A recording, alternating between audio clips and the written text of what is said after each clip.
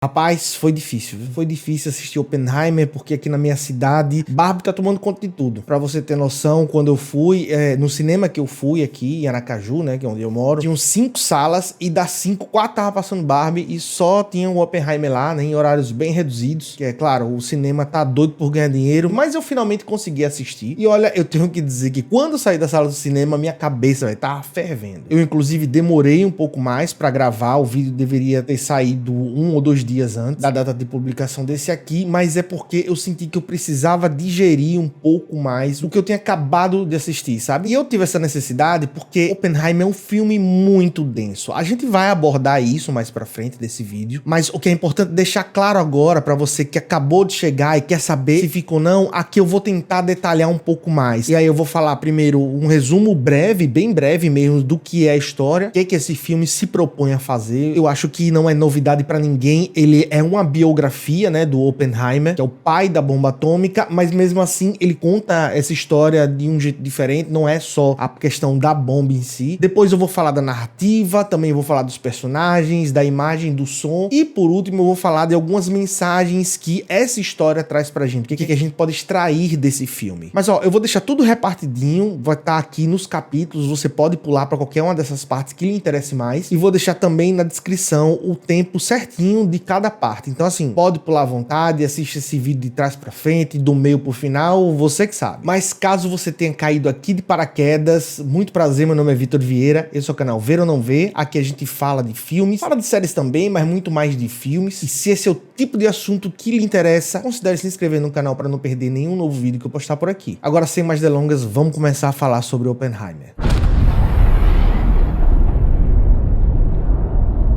Bom, aqui a gente acompanha a história desse físico que liderou uma equipe de cientistas na criação da bomba atômica durante o projeto Manhattan, ali em meados dos anos 40, né? A Segunda Guerra já estava do meio pro final, mas também eles precisavam ter uma certa celeridade no processo, porque os alemães também estavam pesquisando como fazer uma bomba atômica, então tinha mais ou menos aquela ideia de que quem conseguisse terminar a bomba primeiro teria grande vantagem e provavelmente ganharia a guerra no final. Só que o filme, ele vai para além disso.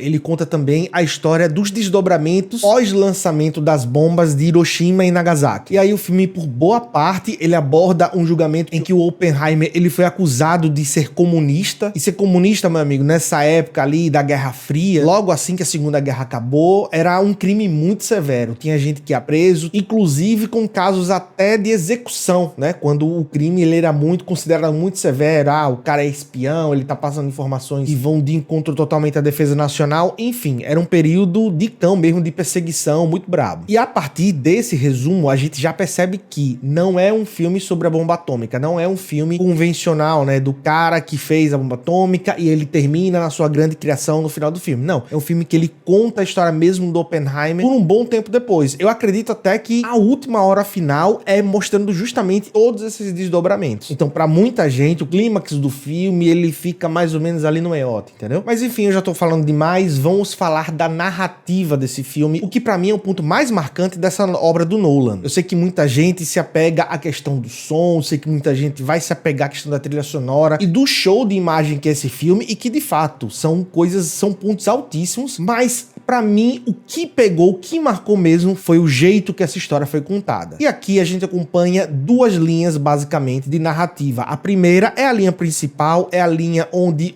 a história se foca muito mais no Oppenheimer, mostra ele recrutando pessoal, ele estudando a fissão nuclear e desenvolvendo a bomba atômica mesmo. E temos também uma linha paralela que conta mais ou menos os bastidores do que estava acontecendo durante todo esse desenvolvimento da primeira linha, da história principal. Principalmente tempos depois, né, quando o Oppenheimer ele teve sua carreira totalmente arruinada por Leo Strauss, que era o então presidente da Comissão de Energia Atômica dos Estados Unidos. Inclusive, essa linha acompanha muito o Strauss. Então, por que eu acho que essa é a característica mais marcante desse filme? Porque eu acho que ele se difere muito da maioria das biografias que a gente encontra por aí. A gente geralmente encontra, né, quando a galera faz filmes assim, geralmente a galera escolhe fazer daquela coisa mais linear. Pega a figura, aí mostra mostra no início da vida, mostra no comecinho ali até a infância, alguns problemas com a família, cresce, vai pra universidade, ou larga a universidade, ou então termina, e aí desenvolve alguma coisa que torna ela revolucionária e termina, geralmente na grande descoberta que a pessoa deixou, e aí vai pra aquela tela preta com as letrinhas,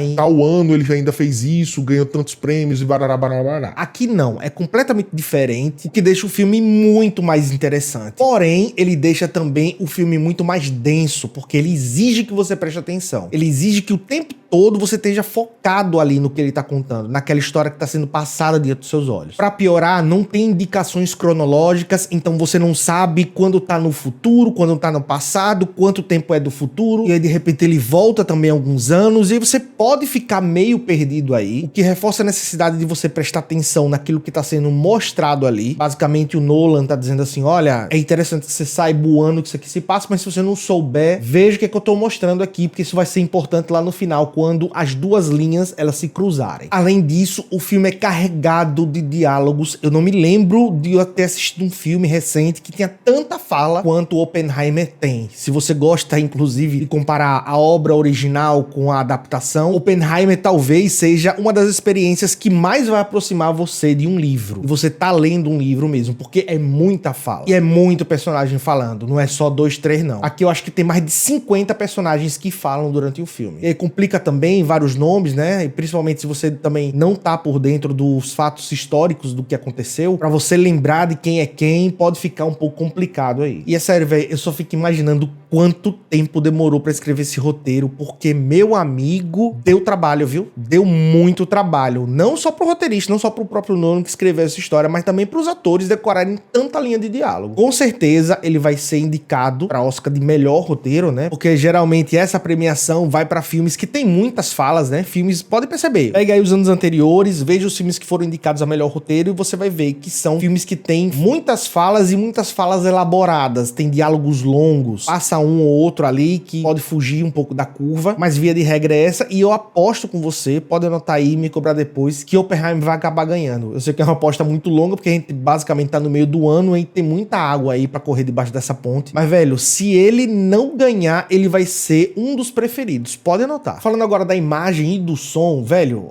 a qualidade de imagem aqui é absurda, né, porque ele filmou em IMAX, que é o formato onde há mais qualidade no mundo pra você filmar alguma coisa, e não só isso, foi desenvolvida uma película diferente, uma película preto e branco, né, porque não existia esse formato no IMAX pra que o Nolan pudesse contar essa história. E também a questão do rolo, né, antes só era possível você filmar em IMAX, se eu não me engano era 2 horas e 40, uma coisa assim, e aí eles conseguiram aumentar pra 3 horas. É o primeiro filme IMAX que é filmado até 3 horas, por limitações físicas mesmo, entendeu? De equipamento que vai exibir. E, velho, tem uns vídeos aí na internet, se eu encontrar aqui, eu coloco na edição, que mostra o Nolan, o tamanho do rolo, velho. É uma coisa realmente impressionante, é uma coisa realmente colossal. E assim, eu acredito que nem todas as salas IMAX estavam preparadas, se prepararam pra receber essa cópia, entendeu? Do jeito que ela foi pensada. O que assim, né, acaba meio que sendo o virtuosismo besta do Nolan, né? Sendo que, tipo, mesmo os próprios cinemas, 95% das salas de cinema do mundo todo não estão preparados pra receber a parada no formato que ele idealizou, entendeu? Então, assim, pra quê? Mas assim, pra quem acompanha o Nolan, é normal, ele faz sempre questão dessas coisas pra ter o máximo de qualidade, o máximo de primor visual em toda a obra que ele faz. De fato, a gente tem que concordar, os filmes dele são um espetáculo, velho, visual. Você pode até não gostar da filmografia dele, você pode até não gostar do estilo dele, mas se você disser que o trabalho visual que ele faz, o trabalho técnico também, né, que o trabalho de som dele é muito bom, você tá mentindo, cara. Não tem como você negar isso. E aqui nesse filme, no Oppenheimer, a gente vê, claro, o que o IMAX faz de melhor, né, que é mostrar cenários esticados, o maior campo de visão possível, mas aqui, nesse filme específico, ele dá muito foco ao rosto dos personagens. E quando eu tô falando que ele dá foco no rosto dos personagens, eu tô sendo muito bondoso, tá? Se você assistiu o filme, você percebeu que, por exemplo, tinha horas que a cara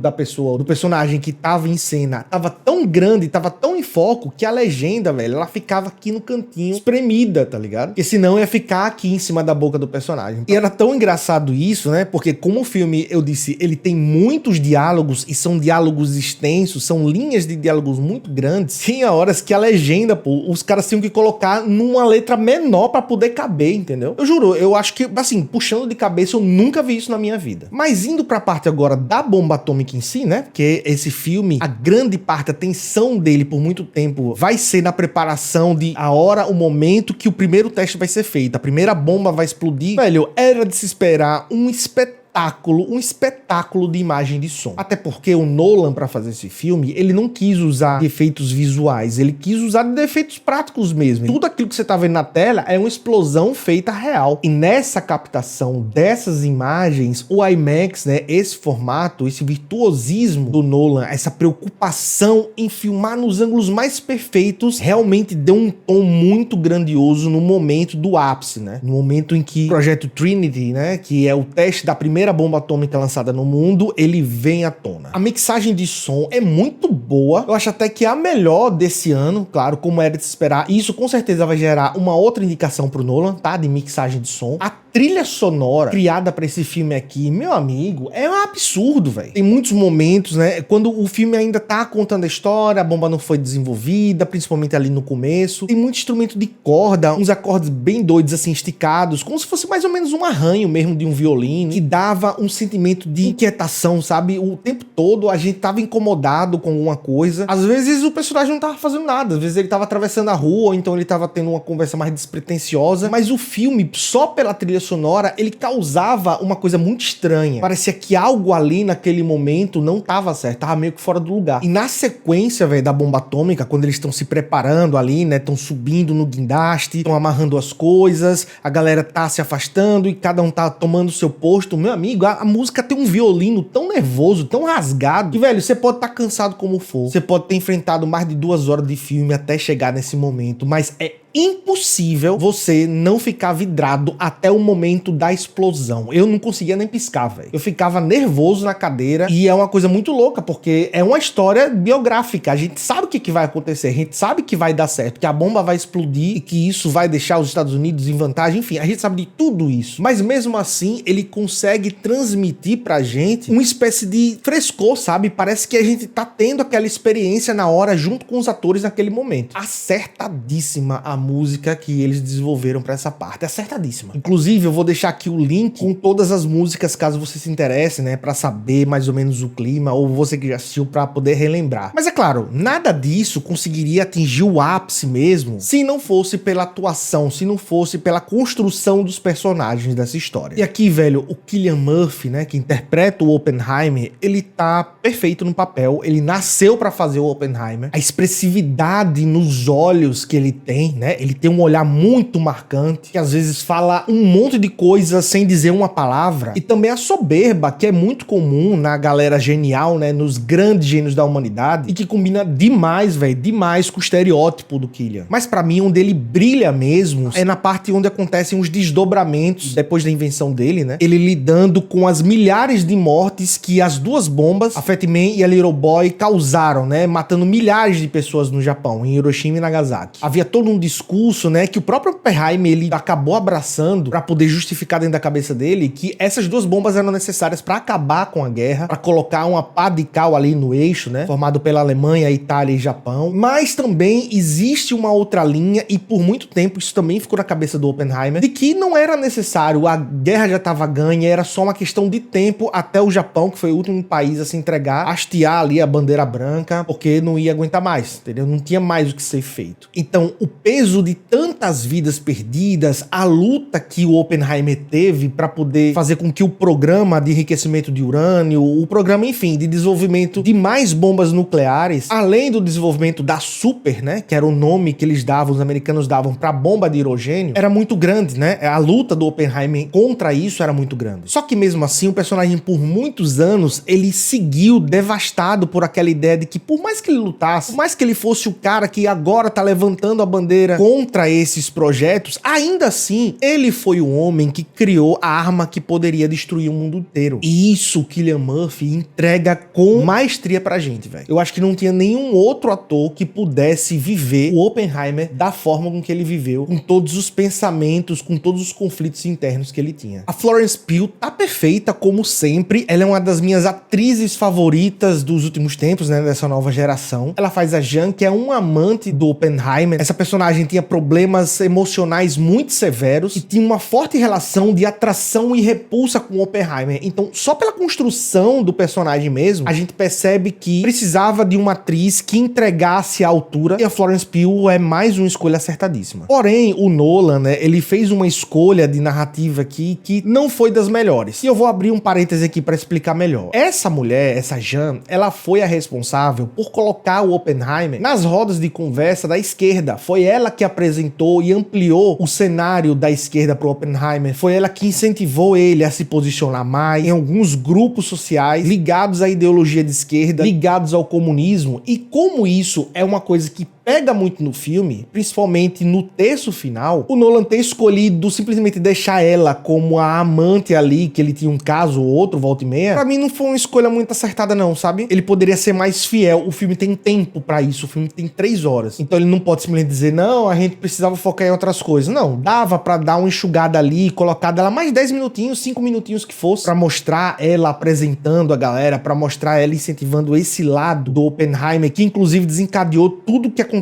no final do filme. A Emily Blunt faz a Kitty, que é a mulher do Oppenheimer, e aqui eu também sou muito fã dela, velho. Ela mata a pau, ela tá muito bem, poderia ter mais destaque no filme, né? Ela fica meio que de lado ali, ela aparece em coisas pontuais, mas na parte final do filme, ela dá um depoimento durante aquela audiência que tá acontecendo ali, pra julgar se o Oppenheimer era mesmo um comunista, se ele era traidor, e nesse momento, velho, ela brilha demais, velho, ela mata a pau. O Matt Damon faz o Leslie, que é o militar que acaba recrutando o Oppenheimer pro Projeto Manhattan. E ele aqui, velho, também tá bem legal. Ele faz o contraponto em muitos momentos ao Oppenheimer. Ele é o cara que o Oppenheimer dá uma ideia, ele tem uma ideia de como tocar o projeto pra frente e ele meio que diz, não, peraí, não vamos fazer assim não. Eu quero fazer desse outro jeito. O governo quer que você tome esse direcionamento. E aí o Oppenheimer dá um corte, dá uma guinada e diz, não, a gente vai fazer desse jeito aqui porque eu sei o que eu tô fazendo, você me botou à frente desse projeto, então, meu amigo, deixa comigo. Então, ele é esse tipo de personagem, sabe? Que ajuda a engrossar um pouco mais a ligação do Oppenheimer, do personagem Oppenheimer com o espectador. A gente percebe ali que ele gosta de algumas coisas, por mais que ele se mantenha durão. Ele gosta de algumas coisas que o Oppenheimer fala, de algumas tiradas muito inteligentes. E é muito massa você ver o Matt Damon tentando segurar o riso em alguns momentos, mas aí por dentro pensando, não, eu tenho que manter aqui a minha postura de militar, eu não posso deixar transparecer que ele mandou muito bem. Mas uma risadinha, velho, de canto de boco,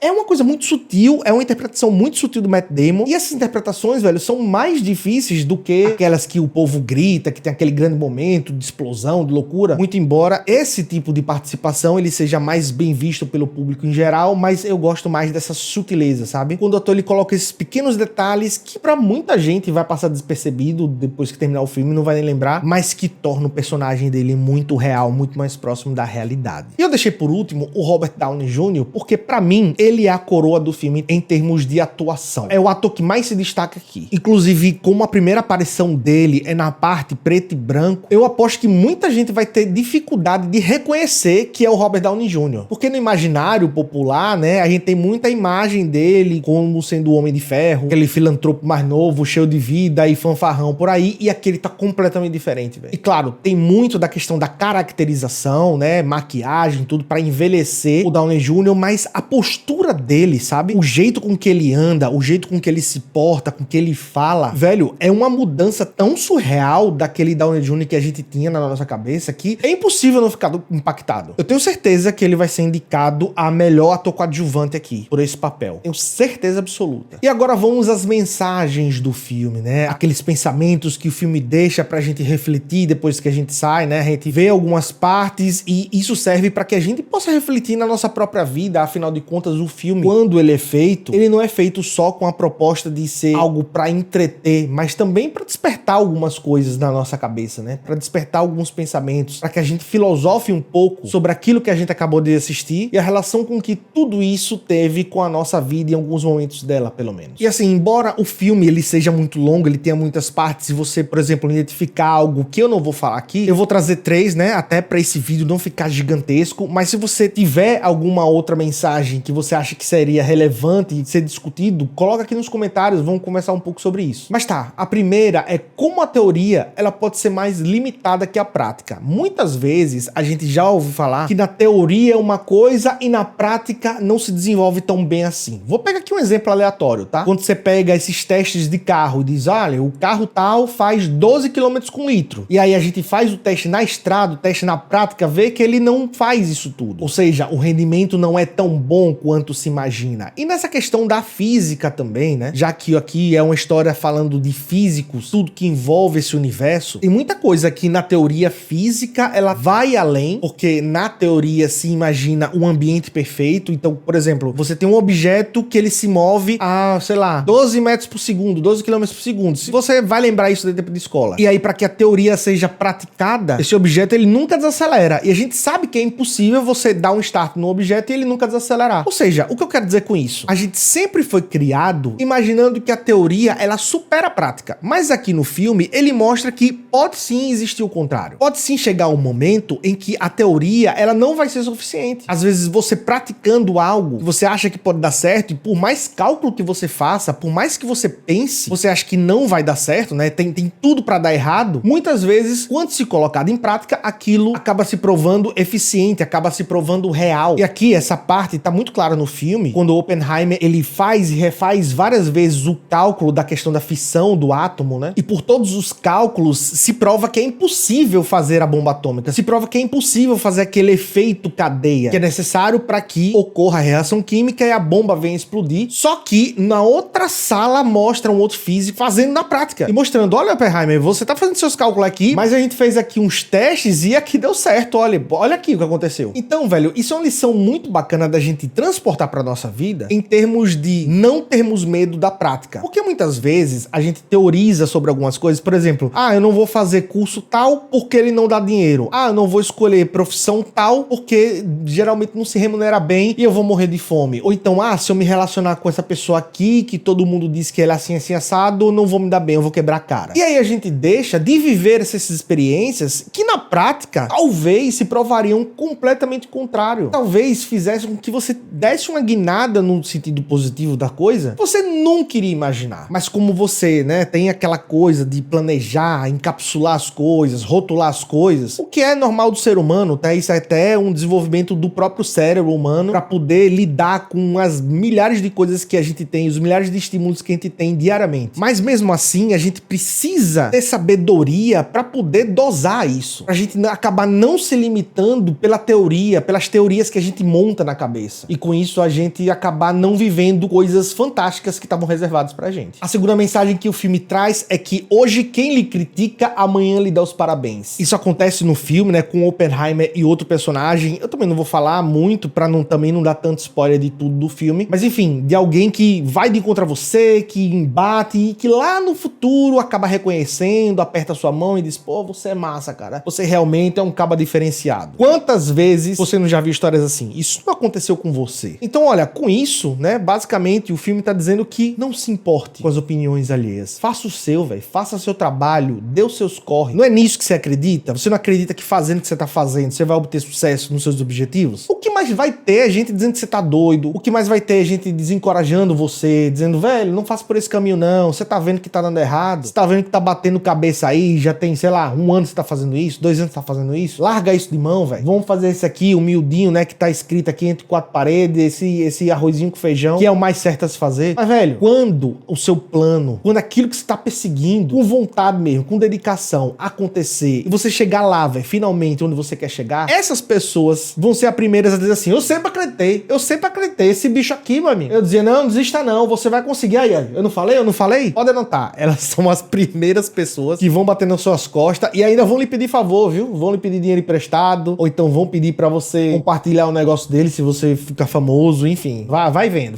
E a terceira e última mensagem que eu trago aqui é algo que envolve a conclusão, o finalzinho da história, finalzinho do filme, né? Eu também não vou entregar o ouro, mas é algo que acontece com Oppenheimer e com Einstein. Eu não vou entrar em mais detalhes que isso, mas só pra você saber de que cena eu tô falando. É logo no final mesmo, nos últimos segundos do filme. E a mensagem é, você não é o centro do universo, cara. Eu sei que isso pode parecer um pouco agressivo, isso pode parecer desmotivador em algum nível, mas, velho, se você pensar, é algo até reconfortante. reconfortante. Às vezes a gente acha que as pessoas estão confabulando contra a gente. Às vezes a gente acha que as coisas estão dando errado justamente com a gente. Porra, fulaninho de tal trilhou isso aqui, esse caminho, e quando eu fui trilhar também, deu tudo errado. Foram fulano e cicrano aí que fizeram isso e estavam falando de mim, estavam me criticando. Quando você começa a se enxergar como centro das coisas que acontecem, é muito fácil você se justificar sobre as suas derrotas. É muito fácil você justificar, inclusive, algumas atitudes erradas que você toma. Então, quando você cria a consciência de que você não é o centro do universo, que as coisas iriam acontecer do jeito que elas aconteceram, independentemente do que você fizesse, independentemente de onde você estivesse, velho, sua vida fica muito mais leve. Pode ter certeza, sua vida fica mais leve, velho. Porque você adquire a consciência de que a funcionalidade do mundo, a funcionalidade do universo, ela é baseada no caos, ela é baseada na aleatoriedade. E que quando elas acontecem, quando elas vêm à tona, elas não acontecem porque você existia naquele momento específico da sua história. É claro que eu tô sendo aqui muito generalista pra meio que incitar você a pensar sobre isso. E é claro que existem acontecimentos na sua vida que só você é responsável, que você foi atrás e você conseguiu, em meio a todo o caos, você conseguiu colocar uma certa ordem ali e chegar no ponto que você queria. Afinal de contas, a segunda lição que eu trouxe aqui do filme fala justamente sobre isso. Mas o que o filme traz e o que eu quero dizer com isso é que nem sempre as coisas dizem respeito a você. Nem sempre quando há uma crítica e que você jura que seja a você, ela tá sendo feita a você. Às vezes as pessoas estão falando de coisas mais importantes. E essa é uma fala que tá lá, escrita no filme, no diálogo do filme. Então, em termos práticos aqui, tá? Vamos tentar organizar essa última mensagem. Em termos práticos, como é que a gente pode aplicar isso na nossa vida? Velho, quando você jurar que as pessoas estão falando mal de você, simplesmente elas podem estar falando de algo mais importante. Eu tenho certeza que isso vai lhe reconfortar. Porque a partir do momento que a gente começa a se preocupar com as pessoas falando mal da gente, com a sensação que elas estão falando mal, na verdade, a gente acaba ficando neurótico. A gente acaba criando paranoias dentro da cabeça. E isso acaba engessando a nossa caminhada. Então, nessa questão, nesse ponto, pelo menos, se aproxima mais ou menos da discussão da segunda mensagem, né? Que é tipo, não ligue, velho. Não ligue pra essas coisas, pra esses pensamentos com um foco negativo à sua própria imagem que insistem em vir todos os dias na sua cabeça. Eu sei que é difícil, todo mundo, absolutamente, que não se dá com um determinado grupo e aí passa por ele e vê de cochicho, não, aí estão falando de mim? Com certeza, todo mundo já pensou isso pelo menos uma vez na vida. E assim, pode até acontecer, tá? Mas sempre que esse pensamento vier pra você, é mais saudável que você pense, velho, ok, eles podem até estar falando de mim, mas eles podem estar falando de qualquer outra coisa e pra mim pouco importa. Mas é isso, gente, é isso. Eu tentei falar de todos os pontos que saltaram aos olhos aqui, eu até fiz um roteirinho, né, anotando algumas coisas pra tentar não esquecer, mas é um filme que tem, como eu disse, muito diálogo, é um filme muito complicado, narrativamente falando, complicado não,